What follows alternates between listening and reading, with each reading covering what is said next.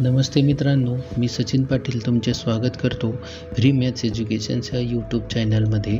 इयत्ता 10वी mathematics part 1 chapter 1 linear equations in two व्हेरिएबल्सचा या ठिकाणी पहिला भाग सादर करीत आहेत. सुरुवातीला लेट्स स्टडी म्हणजेच या चॅप्टरमध्ये आपल्याला काय काय शिकायचे आहेत ते आपण समजून घेणार आहोत. Method of solving linear equation in two variables, graphical method, नंतर Cramer's rule, equations that can be transferred in linear equation in two variables, application of simultaneous equations. Let's recall section मध्ये बघा आपण मागच्या वर्षी काय शिकलो आहेत याचा थोडासा आढावा घेणार आहोत. Linear equation in two variables म्हणजे काय? an equation which contain two variables and the degree of each terms containing variables is 1 is called a linear equation in two variables. म्हणजे काय, ज्या इक्वेशनमध्ये दोन व्हेरिएबल्स असतील आणि डिग्री प्रत्येक व्हेरिएबलची डिग्री 1 असेल त्या इक्वेशनला आपण linear equation in two variables म्हणणार आहोत. आता बघा याचा जनरल फॉर्म आहेत ax plus by plus c is equal to 0 is the general form of linear equation in two variables where a, b, c are real numbers and a, b not equal to 0 at the same time. आता काय होईल या ठिकाणी बघा, अशी condition देण्यामागचं कारण काय आहे की a, b not equal to 0. कारण की जर आपण या ठिकाणी a ची व्हॅल्यू जर 0 घेतली तर फक्त तुमचा या ठिकाणी y व्हेरिएबल राहील आणि मग ते linear equation in two variable राहणार नाहीत. किंवा y दोघंही x आणि y दोघंही जर 0 घेतल्या तर फक्त कॉन्स्टंट या ठिकाणी c शिल्लक राहील, म्हणजेच ते लिनियर इक्वेशनच राहणार नाहीत. म्हणून या ठिकाणी महत्त्वाची एक कंडिशन दिली आहे a b not equal to 0. नंतर या ठिकाणी बघा तुम्हाला पुस्तकात एक ॲक्टिव्हिटी दिली आहे, कंप्लीट द फॉलोइंग टेबल्स. आता तुम्हाला जर linear equation in two variable जर समजलं आहेत किंवा नाही हे ॲक्टिव्हिटीवरनं आपल्या लक्षात येईल. या ठिकाणी पहिलं एक्झाम्पल दिलं आहेत बघा, 4m + 3n is equal to 12 is the equation a linear equation in two variables आहेत का? आता या ठिकाणी सोडवून दिलं आहेत. या ठिकाणी पहा व्हेरिएबल्स 2 आपल्याला दिसत आहेत आणि त्या व्हेरिएबलचे जे कोइफिशियंट आहेत ते कोइफिशियंट्स या ठिकाणी इंटिजर आहेत. तसंच व्हेरिएबलचा प्रत्येक इंडेक्स हा 1 आहे, दिलेला नाही आहेत म्हणजेच तो 1 आहेत, म्हणजेच लिनियर इक्वेशन आहेत. 2 व्हेरिएबल आपल्याला दिसत आहेत म्हणून या ठिकाणी आपण यस लिहिलं. तसंच सेकंड एक्झाम्पलमध्ये ऑब्झर्व करा, या ठिकाणी बघा एक्स आणि वाय 2 व्हेरिएबल आहेत, मात्र या ठिकाणी या एक्स व्हेरिएबलची जी डिग्री दिसते आहेत आपल्याला ती 2 दिसत आहेत, म्हणजेच काय, हे लिनियर इक्वेशन नाही आहेत, म्हणून तुम्ही या ठिकाणी नो लिहिणार. नंतर थर्डमध्ये बघा इथंही 2 आपल्याला व्हेरिएबल दिसत आहेत, त्या प्रत्येक व्हेरिएबलचे जे इंडेक्स आहेत बघा ते इंडेक्ससुद्धा या ठिकाणी पॉझिटिव्ह आहेत. फक्त आपल्याला व्हेरिएबल 2 आणि त्याचा इंडेक्स हा पॉझिटिव्ह आहेत किंवा नाही, किंवा ज्या व्हेरिएबलच्या टर्म्स न्यूमरेटरला आहेत किंवा नाही हे फक्त आपण ऑब्झर्व करणार आहोत. आहेत या ठिकाणी म्हणजेच हे लिनियर इक्वेशन आहेत म्हणून इथं यस लिहिलं. नंतर थर्डमध्ये बघा या ठिकाणी एक्स वाय 2 व्हेरिएबल दिले आहेत, मात्र या एक्सचा जो कोइफिशियंट आहेत बघा तो 0 दिला आहे, 0 आहेत. मग तो 0 घेतल्यामुळे काय होईल, this term whole term become 0 means only 6y - 3 is equal to 0 is remaining. This is also linear equation but it has only one variable, so it is linear equation in one variable. But they are asked, is the equation a linear equation in two variables? Here is not two variables, so this is no. म्हणून आता या ठिकाणी आपण no लिहिणार, कारण की इथं एकच व्हेरिएबल शिल्लक राहिला आहे आणि 2 व्हेरिएबलमधील आपल्याला विचारलं आहे. Again fifth example 0.3x + 0y - 36 is equal to 0. बघा आता या ठिकाणी जसं इथं एक्सचा कोइफिशियंट 0 दिला होता तसा इथं वायचा कोइफिशियंट 0, म्हणजे लिनियर इक्वेशन आहेत, मात्र आपल्याला ते 1 व्हेरिएबलमधील लिनियर इक्वेशन मिळेल, म्हणून याचा आन्सरसुद्धा काय येईल, नो येईल. आपल्याला विचारलं आहे 2 व्हेरिएबल्समधील आहेत किंवा नाही. सिक्स्थ एक्झाम्पलमध्ये बघा 2 व्हेरिएबल आहेत, मात्र ते दोघंही व्हेरिएबल डिनॉमिनेटरला आहेत. While we taking it numerators it become negative. आणि आपल्या डेफिनेशननुसार लिनियर इक्वेशनमधील जे व्हेरिएबल्स असतात त्या व्हेरिएबलचा इंडेक्स हा पॉझिटिव्ह 1 असला पाहिजे. जेव्हा तुम्ही याला न्यूमरेटरला घेऊन जाणार त्यावेळेला तो निगेटिव्ह होईल, म्हणून हे लिनियर इक्वेशन नाही आहेत, म्हणून इथं नो येईल. तसंच बघा या ठिकाणी ह्या टर्म्समधील 4xy या टर्म्समधील जर आपण या ठिकाणी x आणि y या दोघंही व्हेरिएबलचे इंडेक्स बघितले तर ते 1 1 म्हणजेच या टर्मची डिग्री 2 होईल, म्हणजेच होल इक्वेशन या ठिकाणी त्याची डिग्री 2 होईल, म्हणजेच हे लिनियर इक्वेशन राहणार नाही, म्हणून इथं सुद्धा आपण नो लिहिणार. या पद्धतीने तुम्हाला 1 मार्कसाठी क्वेश्चन विचारला जाईल. आता असं टेबलच्या फॉर्ममध्ये येणार नाहीत, क्वेश्चन असाच विचारला जाईल, is 4m + 3n = 12 a linear equation in 2 variable अशा स्वरूपातला क्वेश्चन विचारला जाईल. किंवा मल्टिपल चॉईस क्वेश्चनच्या फॉर्ममध्ये जर विचारायला म्हटलं की जर त्या ठिकाणी खाली 4 ऑप्शन दिलेले असतील आणि वर सूचना दिलेली असेल, which one is the linear equation in 2 variables, म्हणजे अशा वेगवेगळ्या फॉर्ममध्ये तुम्हाला क्वेश्चन विचारला जाऊ शकतो. Next simultaneous linear equations. आता बघा सायमल्टेनियस लिनियर इक्वेशन म्हणजे काय? When we think about 2 linear equations in 2 variables at the same time they are called simultaneous equation. बघा ज्या वेळेला 2 लिनियर इक्वेशन एकाच वेळेला तुम्हाला दिलेले असतात तेव्हा त्यांना सायमल्टेनियस इक्वेशन. जसं की आता समजा तुम्हाला मागच्या वर्षीही तुमचं हे सर्व झालेलं आहे. Last year we learn to solve simultaneous equation by eliminating 1 variables. एक व्हेरिएबल इलिमिनेटिंग करून एक्झाम्पल सॉल्व करा. त्याच पद्धतीची एक्झाम्पल इथं सुद्धा असतील, मात्र एक्झाम्पलमध्ये कशा स्वरूपात असतील बघा. एक ॲक्टिव्हिटीच्या फॉर्ममध्ये दिलं आहे, जसं की 5x + 3y = 9. एक पहिलं इक्वेशन दिलं आहे, 2x - 3y = 12. दुसरं इक्वेशन दिलं आहे. म्हणजे या दोघंही इक्वेशन्समध्ये तुम्ही एक्सच्या कुठली आणि वायची कुठली व्हॅल्यू पुट केल्यानंतर दोघंही इक्वेशन सॅटिस्फाय होतील ते शोधणं, म्हणजेच त्या ठिकाणी ते सायमल्टेनियस इक्वेशनचं सोल्युशन शोधणं असा त्याचा अर्थ होईल. लक्षात ठेवा. मग आता इथं हे ॲक्टिव्हिटीच्या फॉर्ममध्ये तुम्हाला प्रॅक्टिस सेट 1.1 मधील एक्झाम्पल दिलं आहे. Let's add equation 1 and 2. 5x + 3y = 9. 2x - 3y = 12. Here positive 3y, negative 3y get cancelled. So only 5x + 2y is remaining. Taking the addition of this coefficient 5 + 2 = 7. So write only 7 in this box. 7x is equal to similarly taking the addition of 9 and 12 is equal to 21. म्हणून या ठिकाणी 7 आणि नंतर 21 लिहिणार. आता 7 is multiplied to x, so while taking it on right hand side is divides to 21. Therefore we write here 21/7. So x is equal to 3. 7 1s are 7, 7 3s are 21. Plus x is equal to 3. आता बघा जर तुमच्या लक्षात येत नसेल तर खाली दिलेलं सुद्धा आहेत पहा. जसं की या ठिकाणी x is equal to 3 in equation 1. मग हा 3 कुठून आला तर ह्या बॉक्समधून. म्हणजे ह्या बॉक्समधली व्हॅल्यू तुमची बरोबर आलीत किंवा नाही ही तुमच्या पुढच्या स्टेपवरनं सुद्धा तुमच्या लक्षात येऊ शकतं. मग ही व्हॅल्यू आपण इक्वेशन 1 मध्ये पुट केली. 5 into replace this x by 3. So 5 into 3 + 3y is equal to 9. 5 3s are 15. Taking that 15 on right hand side, so 3y is equal to 9 minus 15. Again 3 is multiplied to y. First of all we taking the subtraction of 9 and 15. 9 minus 15 is equal to -6. Then divides these 3 on right hand side. Therefore y is equal to -6/3.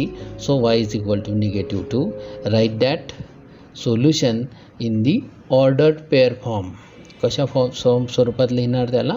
Order पेअरच्या स्वरूपात. x, y is equal to in bracket first write the value of x, that is 3, and then write the value of y, that is -2. 3 -2.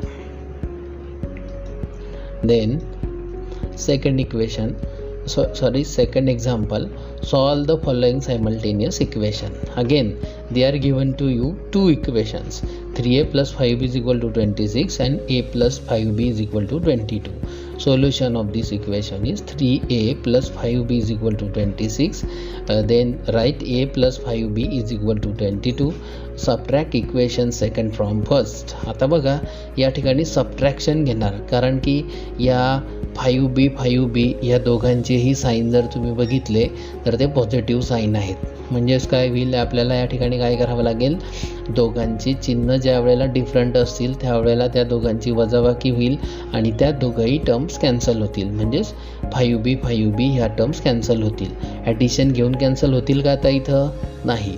म्हणून आपल्याला या ठिकाणी काय करावं लागेल, दोघांची subtraction करावी लागेल. म्हणून सबट्रॅक्शन करताना मी काय लिहिलं, subtract equation second from first. आता सेकंड फ्रॉम फर्स्ट लिहिलं म्हणजेच आपण सबट्रॅक्शन करताना काय करणार, आधी हे जे दुसऱ्या क्रमांकाचं आपण लिहिलेलं असेल ते इक्वेशन आधी लिहायचं. म्हणजेच 3a plus 5b is equal to 26 minus 5a minus a plus 5b is equal to 22.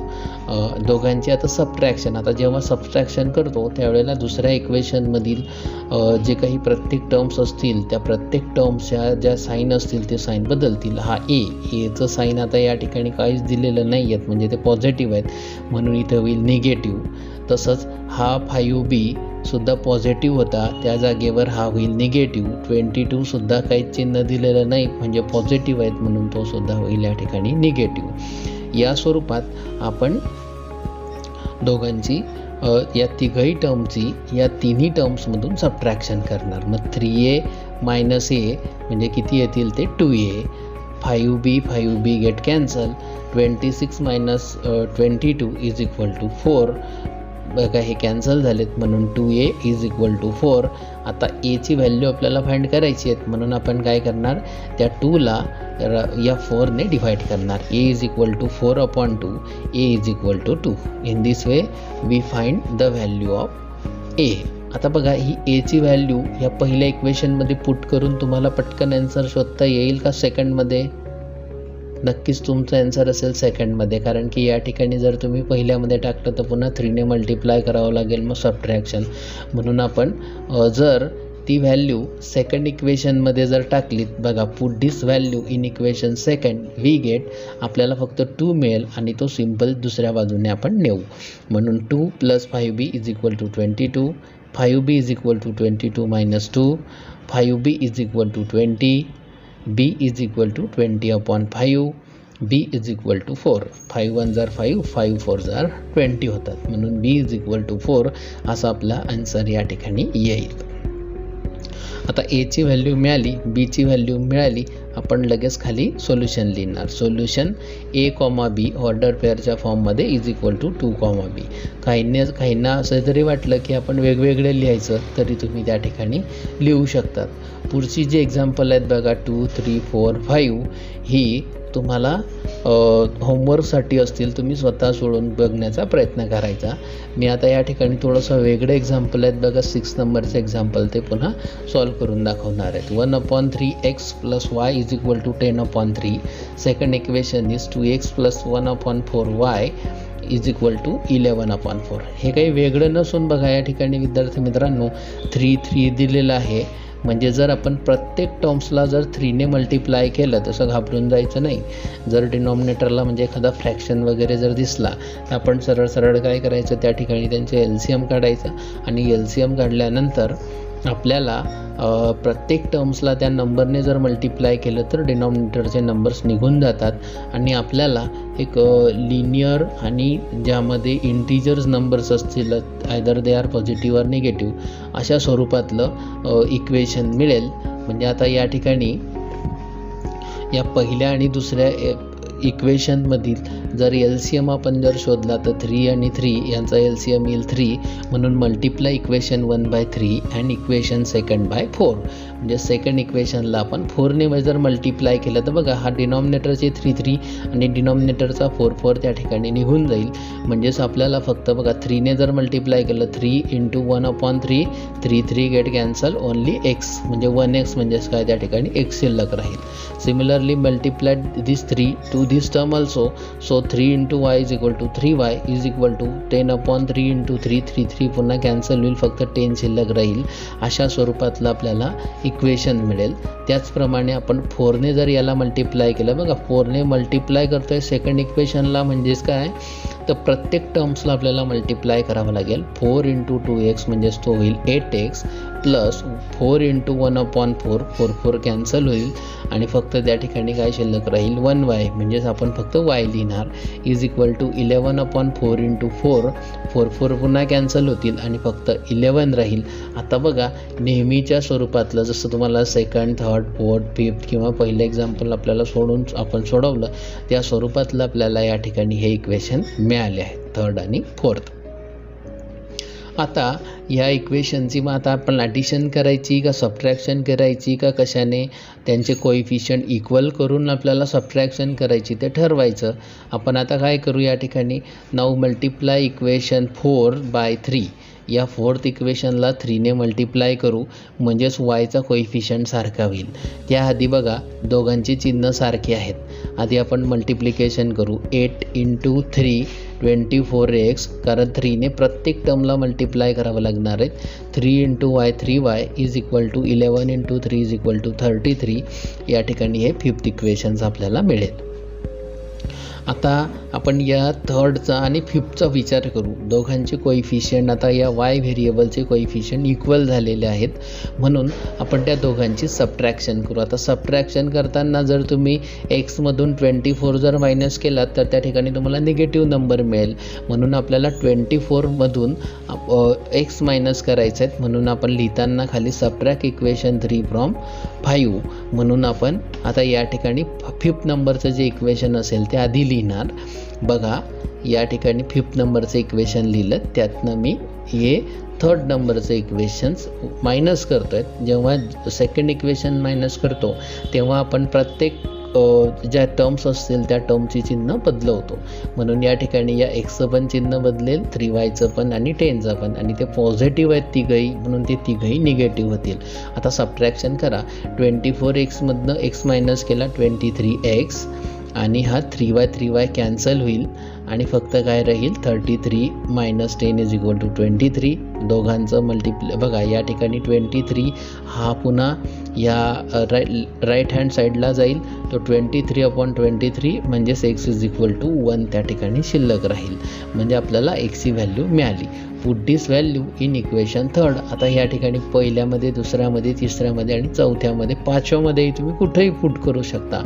पण जनरल मी तुम्हाला काय सांगितलं आहे की ज्या ठिकाणी जास्त आपल्याला मेहनत घ्यावी लागणार नाही म्हणजे मल्टिप्लिकेशन वगैरे नसेल अशाच इक्वेशनमध्ये जे सोपं इक्वेशन आपल्याला वाटेल त्यामध्ये त्या व्हॅल्यू पुट करायच्या. मला आता या ठिकाणी थर्ड इक्वेशन सोपं वाटलं कारण की या एक्सचा कोइफिशियंट काहीच नाही आहेत म्हणजे 1 आहेत. म्हणजे टाकल्यानंतर जसं की या ठिकाणी 1 + 3y = 10 कोणत्याही प्रकारचं मला मल्टिप्लिकेशन करावं लागलं नाही. मी जर यामध्ये टाकलं असतं तर 8 × 1 ही स्टेप लिहावी लागली असती. पुन्हा त्या 8ने 1ला मल्टिप्लाय केल्यानंतर 8 म्हणजे आपल्या स्टेप पण वाढतील आपला वेळ पण जाईल. अशा स्वरूपातले आपण इक्वेशन जर चूज केले तर म्हणून आपलं वेळ वाचण्यासाठी आपण काय करणार सिम्पल इक्वेशन बघायचं त्यामध्ये ती व्हॅल्यू पुट करायची. 3y = या 1ला दुसरीकडे घेऊन गेलो तर आपण पुन्हा राईट हँड साईडला इक्वल टू साईनच्या तर 3y = 10 - 1 3y = 9 3 × 2y पुन्हा त्याला इक्वल टू साईनच्या राईट हँड साईडला घेऊन गेलो तो डिवाइड होईल y = 9/3 y = 3. आपल्याला सोल्युशन मिळेल x, y = आधी x ची व्हॅल्यू 1 नंतर y ची व्हॅल्यू शोधली 3. या पद्धतीने आपण हे जे इक्वेशन्स असतील हे इक्वेशन सोडवू शकतो. लक्षात आलंच असेल. आता एक पुढचं एक एक्झाम्पल दिलं आहे बघा तुम्हाला. 7ची स्पेशल टाईपचं इक्वेशन आहेत. तुम्ही यातले जर या एक्स आणि वाय व्हेरिएबलच्या टर्म्स आपल्याला समोर ज्या दिसत आहेत यांचे जर कोएफिशियंट जर तुम्ही व्यवस्थित ऑब्झर्व केलेत पहिल्या इक्वेशनमधील आणि दुसऱ्या इक्वेशनमधील, तर तुमच्या लक्षात येईल की इथं पहिल्या इक्वेशनमध्ये जो एक्सचा कोएफिशियंट आहे तोच कोएफिशियंट दुसऱ्या इक्वेशनमधील दुसऱ्या व्हेरिएबलचा म्हणजे वाय व्हेरिएबलचा कोएफिशियंट आहे. आणि पहिल्या इक्वेशनमधील वायचा जो कोएफिशियंट आहे 101 तो दुसऱ्या इक्वेशनमधील पहिल्या व्हेरिएबलचा म्हणजे एक्सचा कोएफिशियंट आहे, म्हणजे क्रॉसमध्ये आहेत. एकदम सिंपल भाषेत जर म्हटलं आपण तर क्रॉसमध्ये आहेत. मग अशा टाईपचे जे इक्वेशन्स असतील त्यांची पुन्हा कोएफिशियंट इक्वल करणं म्हणजेच ते पण करता येतील आपल्याला, मात्र त्यामुळे जे काही फिगर्स असतील म्हणजे नंबर्स असतील त्या नंबर्स मोठमोठे होतील आणि तुमचा खूप वेळ जाईल. मग यासाठी एकदम सोपी अशी पद्धत आहेत बघा. हे स्पेशल टाईपचे इक्वेशन सोडविण्यासाठी जेव्हा अशा क्रॉसमध्ये तुम्हाला कोएफिशियंट दिलेले असतील, फक्त या ठिकाणी व्हेरिएबलच्या कोएफिशियंट बाबतीत बोलतो आहेत मी, या ठिकाणी नाही, तर अशा वेळेला एकदा आपण त्या दोघांची ॲडिशन करून घ्यायची सुरुवातीला, कारण वर सूचना दिली आहेत आपल्याला सॉल्व म्हणून आपण ॲडिशन करणार.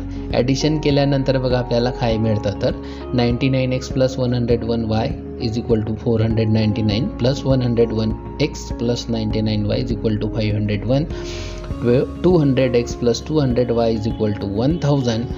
200ने प्रत्येक टर्मला आपल्याला डिवाइड करता येईल, म्हणजे आपल्याला simple x + y = 5 dividing each term by 200. बघा किती सिंपल इक्वेशन आपल्याला मिळालं या ठिकाणी, आहे का नाही. एक्सचाही कोएफिशियंट या ठिकाणी 1 झालात आणि वायचाही कोएफिशियंट 1 झालात. याप्रमाणे हे एक्झाम्पल सोडवता येतं.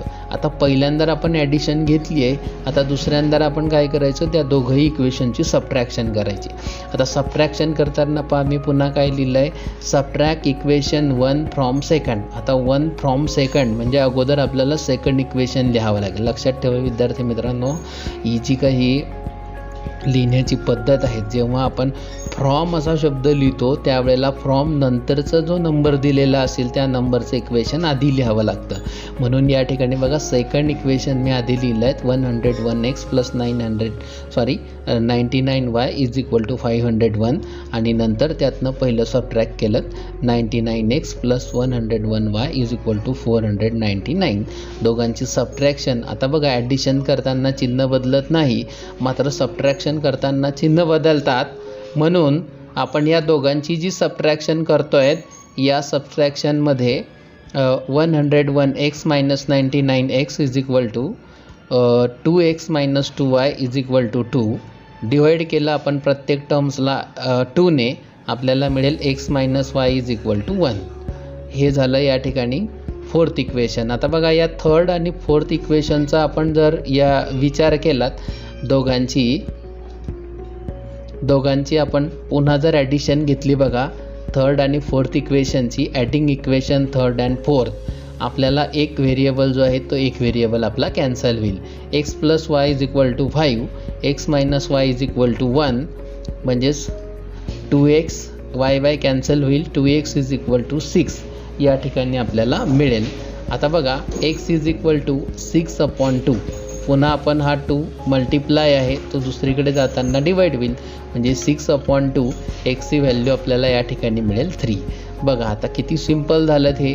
जर तुम्ही या ठिकाणी LCM काढत बसला असतात तर खूपच वेळ लागला असता आणि जे काही अंक आहेत नंबर्स आहेत ते सुद्धा मोठमोठे आले असते. त्याऐवजी जर आपण एकदा ॲडिशन सबट्रॅक्शन, मात्र कुणाबाबतीत हे जे स्पेशल टाईपचे इक्वेशन असतील म्हणजेच अशा क्रॉसमध्ये ज्यांचे कोएफिशियंट दिलेले असतील त्याच इक्वेशनच्या बाबतीत हे घडू शकतं. मग आता ही एक्सची व्हॅल्यू जी निघालेली आहे ती थर्डमध्ये टाका. 3 + y = 5, put x = 3 in equation third, we get 3 + y = 5. मग y ची व्हॅल्यू आपल्याला मिळेल y = 5 - 2, y = 2. Solution is x, y = 3, 2. या पद्धतीने आपल्याला हे इक्वेशन सॉल्व करता येतील. समजलं असेलच. अशाच टाईपचं 8वं एक्झाम्पल आहेत, हे सुद्धा तुम्ही स्वतः सोडून काढण्याचा प्रयत्न करा. चला, thank you for watching my video. Please like, shares and subscribe my YouTube channel.